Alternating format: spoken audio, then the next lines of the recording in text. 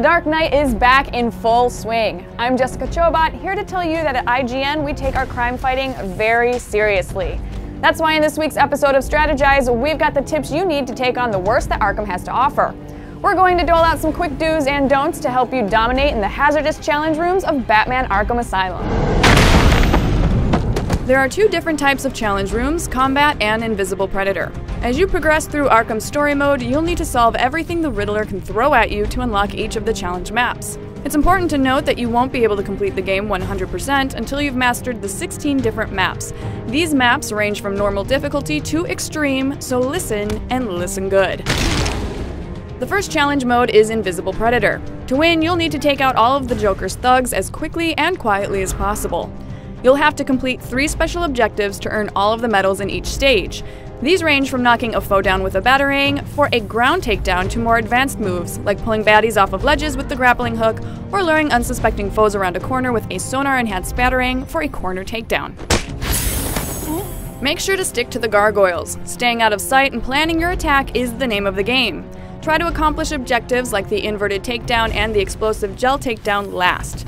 This will limit your exposure to your enemies. As well, remember that the suicide collars worn by inmates in the more advanced challenges will sound an alarm once you've knocked one of them out, so make sure to single out a lone opponent before striking.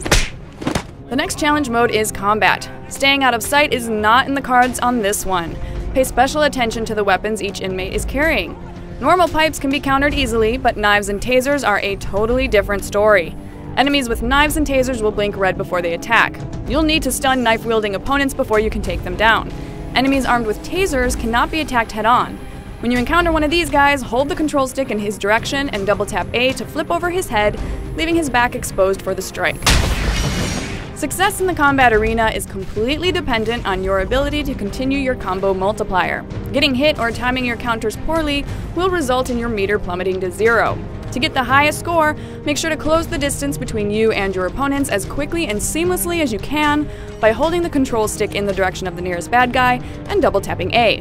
This will ensure that your fist meets their faces in the most efficient manner possible. Rack up a high score and you'll be rewarded with all 3 medals.